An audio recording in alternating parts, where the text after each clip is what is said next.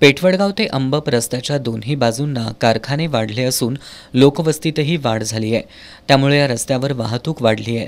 हा रस्ता दुहेरी वाहतुकीसाठी लहान असून तो खराब झाल्यानं या रस्त्यावर अनेक लहान मोठे अपघात घडत आहेत।